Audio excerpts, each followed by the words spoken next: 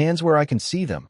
Sheriff Daniel Crawford's voice cut cleanly through the quiet breakfast crowd, stopping every conversation inside the little diner as forks paused halfway to plates and coffee cups hovered in midair. You do not look like someone who belongs in this town. Naomi Carter slowly lifted her eyes from her untouched breakfast without the slightest hint of surprise. She had been halfway through a cup of black coffee, the morning sunlight stretching across the polished tabletop beside her plate of scrambled eggs and wheat toast.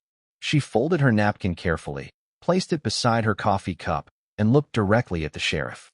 "Good morning," she said in a calm, even voice. "Is there a problem?" Crawford took 2 slow steps closer, one hand resting confidently on his duty belt while the other pointed toward her table. "Stand up." The waitress froze beside the coffee station. A retired teacher quietly lowered his newspaper. 2 construction workers near the window stopped talking altogether. Naomi rose exactly as instructed, keeping both hands visible. She neither argued nor questioned the order. Years of experience had taught her that the loudest person in the room rarely controlled the outcome. Crawford studied her with open skepticism. Her simple navy sweater, gray travel jacket, and modest leather shoulder bag did not match whatever picture he had already built in his mind. "Identification," he demanded. Naomi carefully reached into her jacket, removed her driver's license, and handed it to him without sudden movement. Crawford glanced at it for barely 2 seconds before closing it again. "Traveling alone?" "Yes." "Purpose?" "Personal business." "That is not much of an answer." Naomi held his gaze. "It is the only answer I can provide." Crawford let out a short laugh, loud enough for everyone nearby to hear. "People around here notice strangers, especially strangers who sit around watching everybody else." Naomi answered without changing her expression. "Paying attention to my surroundings has always been a good habit." Crawford interpreted the reply as defiance. "Turn around." A nervous silence settled across the diner. Melissa, the young waitress who had served Naomi only minutes earlier, cautiously stepped forward. "Sheriff, she has been nothing but polite." Crawford never looked away from Naomi. "Stay out of this." Melissa stopped immediately. Naomi slowly turned as instructed. The sound of metal cuffs closing around her wrists echoed far louder than it should have inside the suddenly silent dining room. A customer near the entrance quietly reached for his phone, while another shook his head in disbelief. Naomi never resisted. She never raised her voice. She simply lowered her eyes for the briefest moment as her thumb brushed the hidden emergency transmitter concealed beneath the inside seam of her jacket. The tiny device activated without a sound, without a flashing light, and without drawing a single glance from anyone in the room. Crawford stepped back with a satisfied smile. "That is better," he announced, clearly believing he had regained complete control of the situation. Naomi slowly looked toward the rain-speckled front window before returning her attention to the sheriff. Her breathing remained steady. Her posture never changed. Hundreds of miles away, inside a secure federal operations center, an encrypted alert silently appeared across multiple classified monitors. One analyst immediately stopped typing. Another stood from his desk without a word. A supervisor reached for a secure telephone before the alert had even finished processing. Back inside the quiet diner, Sheriff Daniel Crawford smiled confidently at the gathering crowd, completely unaware that the woman standing calmly before him had just set into motion a response that would reach his small town far sooner than he could possibly imagine. 30 minutes earlier, the morning had carried no hint that anything unusual was about to happen. Ashford woke slowly beneath a blanket of low-gray clouds as shop owners unlocked their doors, and the smell of fresh coffee drifted along Main Street. Naomi Carter guided a silver rental sedan into a parking space outside the diner, shut off the engine, and remained still for a brief moment, studying the quiet street through the windshield. She noticed the courthouse clock, the delivery truck unloading bread across the street, and the patrol vehicle parked 2 blocks away. It was the kind of careful observation that had become second nature after years of responsibility, where small details often mattered more than obvious ones. She stepped from the car wearing a simple navy sweater beneath a light gray jacket, carrying only a well-worn leather shoulder bag that revealed nothing about the importance of her trip. There was no official motorcade, no security team, and no indication that one of the most senior law enforcement officials in the country had just arrived in town. The entire purpose of the visit depended on remaining unnoticed until a confidential meeting scheduled later that morning. Only a handful of people inside the federal government even knew she would be there. The bell above the diner's entrance chimed softly as she stepped inside. Warm air wrapped around her while the smell of bacon, fresh biscuits, and brewed coffee filled the room. A young waitress greeted her with an easy smile and led her to a booth near the front window. Naomi thanked her politely, ordered scrambled eggs, wheat toast, fresh fruit, and black coffee, then placed her phone face down beside the menu without checking a single message. She believed breakfast deserved the same attention as any important meeting. As the minutes passed, she quietly observed the room without making it obvious. Two construction workers joked over pancakes. A retired teacher read the morning newspaper. A young mother helped her daughter color pictures on a paper placemat, while an elderly couple shared a slice of pie they insisted was only for dessert. The rhythm of the diner felt peaceful, familiar, and welcoming. Her breakfast arrived steaming on a white ceramic plate. Naomi thanked the waitress again before unfolding her napkin across her lap. She had nearly finished her first cup of coffee when she sensed the atmosphere beginning to change. The conversations continued, but several glances lingered longer than before. A man wearing a feed store cap quietly whispered to another customer while looking toward her booth. Near the register, the owner looked at Naomi, then slowly reached beneath the counter for the telephone. He spoke in a voice too low to hear before carefully placing the receiver back in its cradle. Naomi noticed every movement without reacting. She calmly lifted her coffee cup for another sip, her expression never changing. Experience had taught her that the first sign of trouble was rarely loud. It usually arrived disguised as ordinary curiosity. Whatever had just begun inside the quiet little diner, Naomi understood one thing with complete certainty. The people watching her believed they were about to discover who she was. None of them realized they had already reached the wrong conclusion. The owner slowly lowered the telephone back into its cradle, but the uneasiness remained written across his face. Melissa noticed it immediately as she carried a fresh pot of coffee toward another table. "Everything all right?" she asked quietly. The owner glanced toward Naomi's booth before answering. A few people called after she came in. They said they had never seen her before. Melissa frowned. "People drive through town every day. Not like this," he replied, although he could not explain exactly what he meant. Across the dining room, Naomi calmly buttered another piece of toast while listening to the ordinary sounds surrounding her. Silverware tapped against ceramic plates. The coffee machine hummed softly behind the counter. Rain brushed gently against the front windows. Nothing appeared unusual except the growing number of people pretending not to watch her. A man near the entrance folded his newspaper without reading another line. The construction workers stopped joking altogether. Even the little girl coloring beside her mother looked toward Naomi before quietly returning to her crayons. Naomi noticed every glance without returning a single one. She had learned long ago that attention often revealed more than conversation. Outside, a white patrol vehicle rolled slowly past the diner before continuing toward the intersection. Naomi watched its reflection move across the window, then disappear beyond the courthouse. Less than 2 minutes later, the same vehicle returned and parked along the curb. The engine remained running. Melissa followed Naomi's eyes toward the front window. "Maybe someone forgot their breakfast," she said, trying to sound cheerful. Nobody answered. The bell above the entrance chimed as the front door opened. Sheriff Daniel Crawford stepped inside, wearing a neatly pressed tan uniform beneath a dark rain jacket. Deputy Kyle Benson entered behind him carrying a small notebook. Crawford removed his hat and slowly surveyed the room before his eyes settled on Naomi. He walked directly toward the counter. "Morning," he said. The owner nodded. "Morning, Sheriff." Crawford lowered his voice. "Which customer?" The owner subtly glanced toward Naomi's booth.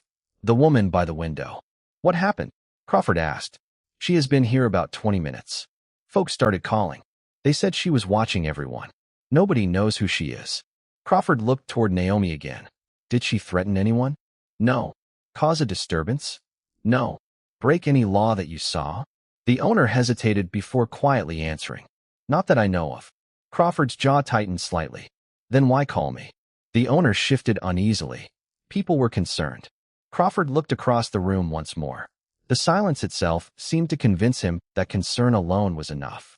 He buttoned his rain jacket, straightened his shoulders, and began walking toward Naomi's booth with the steady confidence of someone who believed his authority would answer every question before it was even asked.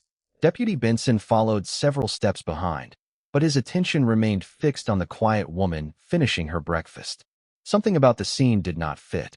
She appeared too composed, too patient, too prepared for someone supposedly hiding something. Naomi gently placed her coffee cup onto its saucer and lifted her eyes just as Crawford stopped beside the table. "Ma'am," he said firmly, "I need to ask you a few questions." Naomi looked at him calmly, folded her hands beside her plate, and answered with quiet courtesy. "Of course, Sheriff. Please tell me how I can help." Around them, the entire diner seemed to stop breathing, while not a single person inside realized that the next few minutes would quietly change the future of everyone standing in that room. Daniel Crawford remained standing beside the booth, one hand resting on the edge of the table while the other stayed near his duty belt. He looked at Naomi Carter as though he had already decided the outcome of the conversation before asking another question. "What brings you to Ashford?" he asked. Naomi met his eyes without hesitation. "I am here for a private appointment." Crawford tilted his head slightly. "With who?" "I am not able to discuss that." "Not able or not willing?" "Both." The answer came quietly, without the slightest trace of irritation. Crawford smiled, but there was no warmth behind it. People who have nothing to hide usually answer simple questions. Naomi folded her hands neatly beside her coffee cup. People with professional responsibilities sometimes cannot. The sheriff glanced around the room, making certain everyone could hear. "Professional responsibilities." He repeated the words as if they amused him. "That is convenient."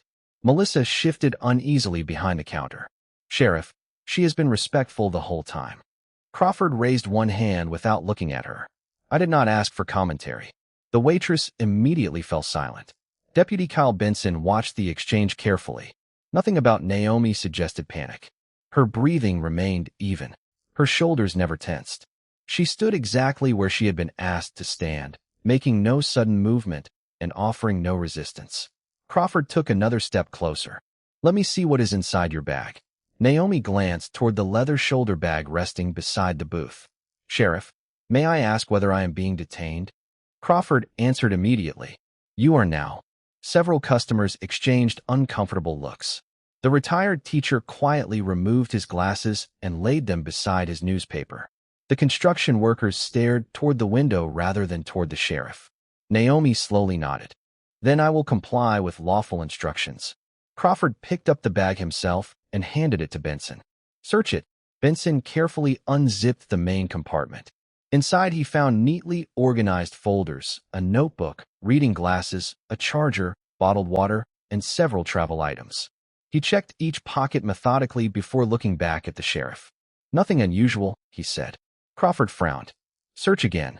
Benson repeated the search with the same result. Still nothing. Crawford looked directly at Naomi. "Turn around." Naomi spoke calmly. "Sheriff, have I committed a crime?" "Turn around." She drew one slow breath before quietly complying.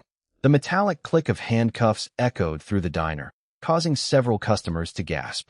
A man near the entrance instinctively reached for his phone and began recording. Melissa covered her mouth with both hands. Naomi neither protested nor resisted. As Crawford adjusted the cuffs, her thumb lightly pressed against the hidden emergency transmitter concealed inside the lining of her jacket. The device activated silently without vibration, sound, or visible light. Crawford stepped back, convinced he had asserted complete control over the situation. "That is much better," he announced confidently.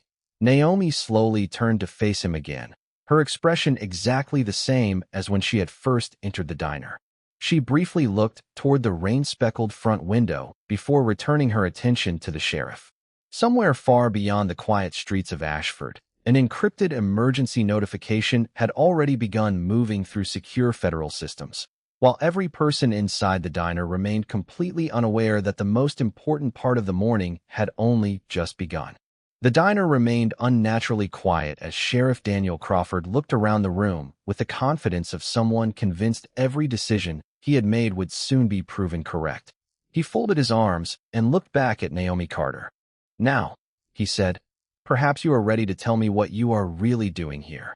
Naomi stood calmly beside the booth, her hands secured in front of her, her breathing steady despite every curious eye fixed upon her. "I have already answered your questions truthfully," she replied. Crawford shook his head. "You answered carefully. That is not the same thing." Deputy Kyle Benson gently closed the leather shoulder bag after completing his second search. He placed it exactly where he had found it and quietly addressed the sheriff. "There is nothing suspicious inside." Crawford frowned. "There is always something." Benson hesitated before speaking again. "Everything appears to be consistent with someone traveling for business." Crawford dismissed the observation with a wave of his hand. "Business does not explain secrecy." Naomi looked directly at him. "Some responsibilities require discretion." Crawford smiled without humor. "Not in my county." Melissa remained behind the counter, twisting a clean towel nervously between her hands. The retired teacher quietly watched from near the front door while the construction workers exchanged uncertain glances without saying a word. Outside, rain continued falling steadily across Main Street, soft drops tapping against the diner windows like a slow metronome counting every passing second. Hundreds of miles away, the emergency notification continued moving through secure federal systems with remarkable speed. Inside a regional Federal Bureau of Investigation field office, an analyst immediately recognized the encrypted authentication code attached to the alert. She stood so quickly that her chair rolled backward across the floor. "Priority emergency activation confirmed," she announced. The assistant special agent in charge crossed the operations room in long, deliberate strides. "Identity verification?" The analyst compared multiple encrypted credentials appearing across separate monitors before answering. "Positive confirmation." Without another question, the supervisor reached for a secure telephone. Within moments, conference rooms opened, classified files appeared on protected screens, and carefully selected personnel received immediate instructions. No one panicked. No voices were raised. Every movement reflected training refined over years of preparation. They all understood the same fact. That particular emergency transmitter had almost never been activated, and if it had been activated today, every minute mattered. Back inside the diner, Sheriff Crawford clipped his radio microphone closer to his shoulder after hearing a routine call from dispatch asking for his status. "Everything is under control," he answered confidently before returning the microphone to its holder. Dispatch acknowledged the message without knowing that another communications network had already begun responding to the same location for entirely different reasons. Naomi quietly looked toward the front window, as if measuring time itself. She neither smiled nor attempted to explain anything further. She simply waited with the quiet patience of someone who understood events already unfolding beyond the walls of the diner. Crawford interpreted her silence as stubbornness. He had no idea that the nearest Federal Bureau of Investigation field office had already assembled a response team, that secure vehicles were preparing to depart, and that every passing minute carried them closer to the small town he believed was still entirely under his control.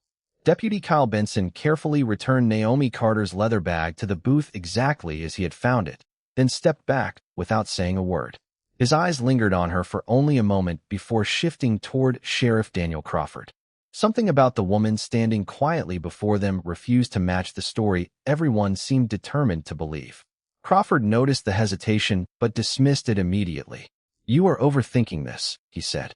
"People who refuse to answer simple questions usually have a reason." Benson looked once more at Naomi. She answered every question. She just did not answer the way we expected. Crawford shook his head. "There is a difference." Naomi remained silent. She had learned long ago that patience often uncovered the truth faster than arguments ever could. Around the diner, nobody returned to breakfast. Coffee cooled untouched inside ceramic mugs while the smell of fresh biscuits drifted unnoticed through the room. Outside, the rain had begun to fade into a light mist that hung over Main Street beneath low gray clouds. The quiet was interrupted by the distant sound of several engines approaching from the east side of town. At first, no one inside reacted. Delivery trucks used the highway every morning, and traffic often echoed between the brick storefronts. Crawford continued watching Naomi. "This is your last opportunity to explain yourself before we continue this investigation." Naomi met his eyes without the slightest trace of fear. "Sheriff, I have already explained everything I am permitted to explain." Crawford smiled confidently. Then I suppose we are finished talking. Nearly 20 miles outside Ashford, 3 dark sport utility vehicles exited the interstate one behind another, maintaining steady speed without emergency lights or sirens. Each vehicle carried personnel from the nearest Federal Bureau of Investigation field office, responding to a priority activation that almost never occurred. Inside the lead vehicle, the assistant special agent in charge reviewed a secured digital briefing one final time before locking the tablet.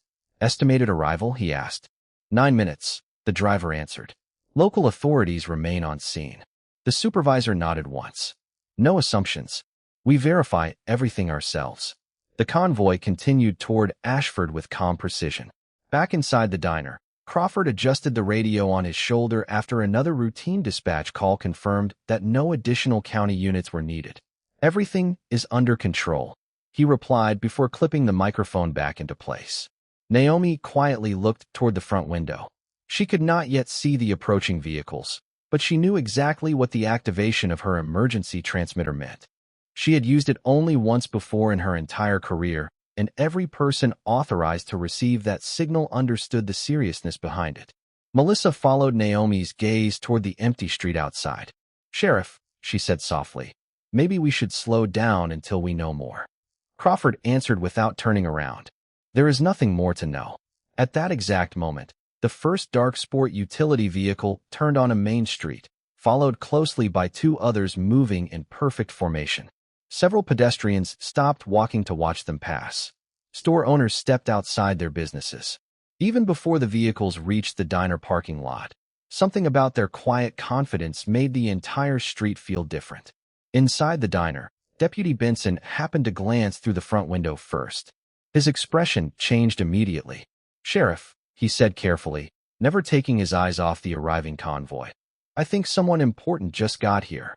The 3 dark sport utility vehicles rolled quietly into the diner's parking lot, their engines settling into silence one after another. No emergency lights flashed. No sirens announced their arrival. Yet every person inside the restaurant instinctively turned toward the front windows. Sheriff Daniel Crawford followed Deputy Kyle Benson's gaze and frowned. Who are they? He muttered. Benson slowly shook his head. I do not know. The lead vehicle's door opened first. A tall, gray-haired man stepped onto the wet pavement wearing a dark suit beneath a weatherproof jacket. 4 more men and 2 women exited the remaining vehicles with calm precision, each carrying themselves with the quiet confidence that comes only from years of disciplined service. They exchanged only a few brief words before walking toward the diner together. Nobody hurried. Nobody looked uncertain. Inside, Melissa placed both hands on the counter to steady herself. The retired teacher quietly removed his cap. Even the owner stepped away from the register without taking his eyes off the approaching group. The bell above the entrance chimed softly as the front door opened. Cool morning air drifted inside. The gray-haired official entered first, calmly surveying the room before his eyes stopped on Naomi Carter. He did not look surprised to see her. He simply nodded once, as though confirming something he had already expected. Sheriff Crawford stepped forward before the group could move farther inside. Can I help you? He asked, his voice still carrying authority, though not quite as much certainty as before. The official reached into his jacket and briefly displayed a federal credential. Crawford glanced at it, then looked back up. The man closed the credential holder before anyone else could read it. We are here regarding an emergency activation, he said evenly. Crawford folded his arms. Everything is under control. The official looked past him toward Naomi. I will determine that for myself. Without waiting for permission, he continued walking across the dining room until he stopped a respectful distance from Naomi. She looked at him with the same calm expression she had maintained all morning. Good morning, he said. Good morning, Naomi replied. We received your signal. Crawford immediately looked from one to the other. Your signal, he asked. The official finally turned back toward the sheriff. Yes. Crawford forced a small smile. There must be some misunderstanding. The official's expression never changed. That possibility has already been reviewed. Deputy Benson quietly studied the interaction. Every federal official inside the diner focused naturally on Naomi, without anyone needing to tell them where to stand or whom to acknowledge. Their respect seemed instinctive rather than rehearsed. Crawford noticed it as well. although he still could not understand why. "Who exactly is she?" he asked, his voice noticeably quieter than before. The gray-haired official held his gaze for several long seconds before answering. "Sheriff, before another word is spoken, I strongly recommend that you verify the identity of the woman you decided to detain this morning." The room fell completely silent. Rainwater slowly slid down the front windows while every customer waited for Crawford to respond. He looked once more at Naomi, then back at the federal official, still convinced there had to be some mistake. What he did not realize was that the answer to his question was about to change everything he believed he knew about the quiet woman standing patiently in front of him. The gray-haired official allowed the silence to settle before reaching into his jacket once more. This time he removed a second credential wallet and opened it slowly, making certain Sheriff Daniel Crawford had a clear view. Crawford leaned forward, expecting another routine federal identification. Instead, the confidence drained from his face. His eyes moved from the official seal to the photograph, then to Naomi Carter, then back again as if the information refused to fit together. Deputy Kyle Benson could not read the credentials from where he stood, but he did not need to. The sheriff's expression told him everything had changed. The official closed the wallet with deliberate care before speaking. "Sheriff Crawford, the woman standing before you is Director Naomi Carter of the Federal Bureau of Investigation." Nobody inside the diner moved. Melissa stared in disbelief.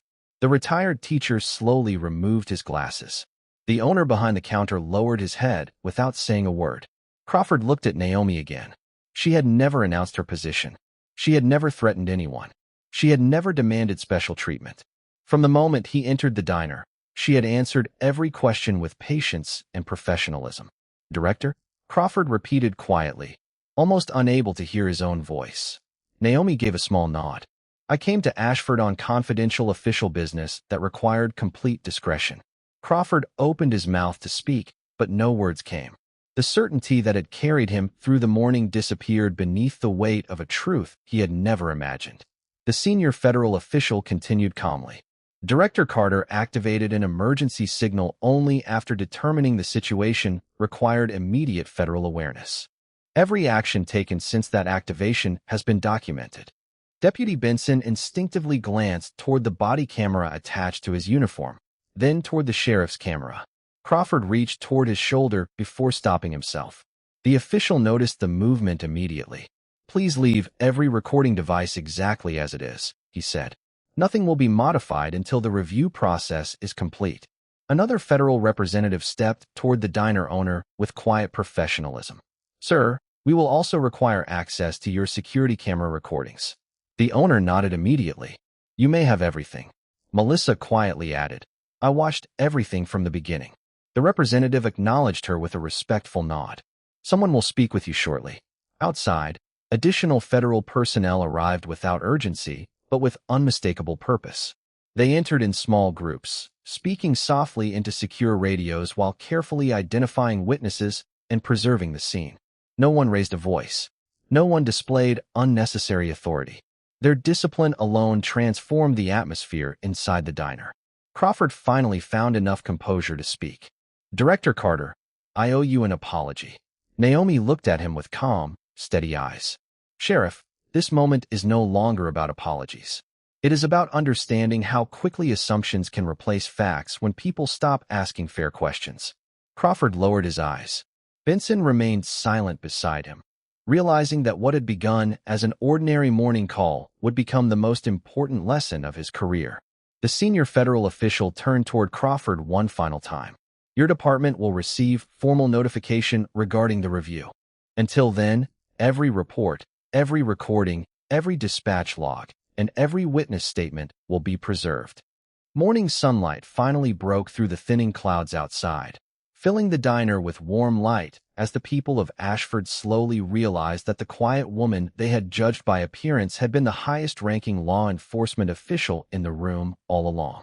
Several months later, autumn sunlight painted long golden shadows across Main Street as Ashford settled into another quiet morning. The courthouse stood exactly where it always had. The diner still welcomed travelers with the same little bell above its entrance, and neighbors greeted one another by name as they crossed the sidewalks. Yet beneath the familiar routine, something had changed. The Federal Review had concluded after examining every witness statement, every dispatch recording, every body camera file, every security camera recording, and every official report connected to that morning. New training standards had been introduced. Procedures had been revised. Leadership responsibilities within the sheriff's office had been reassigned, and every deputy had completed additional instruction focused on impartial decision-making, professional conduct, and constitutional responsibilities. Naomi Carter returned to Ashford without advance notice on a cool Friday morning. She parked another rental car in front of the same diner and quietly stepped inside as the familiar bell chimed overhead. Melissa looked up from the counter and immediately smiled. "Welcome back," she said warmly. Naomi smiled in return. "It is good to see you again." There were no whispered conversations this time. No suspicious glances. Customers simply nodded politely before returning to their breakfasts. The owner personally carried a fresh cup of black coffee to the same booth by the front window. "This one is for you," he said with genuine appreciation. Naomi looked at him kindly. "Thank you, but I would rather pay like everyone else." The owner smiled. "Then allow me to say thank you instead." Naomi accepted the coffee with a quiet nod. A few minutes later, Deputy Kyle Benson entered the diner wearing the same uniform, but carrying himself with noticeably greater humility. He removed his hat before approaching Naomi's table. "Director Carter," he said respectfully, "I have been hoping I would have the chance to thank you." Naomi looked up from her coffee. "For what?"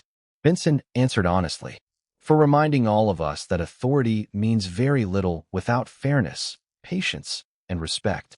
Naomi considered his words before speaking. "The law protects people best when it begins with listening instead of assuming." Benson nodded slowly. "I will remember that every day I wear this badge." He wished her a pleasant morning before quietly leaving the diner. Melissa watched him disappear through the front door before looking back toward Naomi. "He is not the same deputy anymore." Naomi smiled gently. "Sometimes the hardest lessons become the most valuable ones." Warm sunlight streamed through the windows as more customers entered the diner, each greeted with the same welcome regardless of appearance, background, or whether anyone recognized their face. Naomi finished her breakfast, placed enough money beneath the coffee cup to cover the meal, and stood to leave. Before stepping outside, she paused for one final look across the dining room. Nothing about her position, her title, or the responsibilities she carried had ever made her more deserving of respect than anyone else who walked through that door. Every person deserved that respect from the very beginning. With that quiet thought, Naomi stepped into the bright morning, and the little diner returned to its peaceful rhythm, carrying forward a lesson that the people of Ashford would remember long after every report had been filed and every headline had faded away.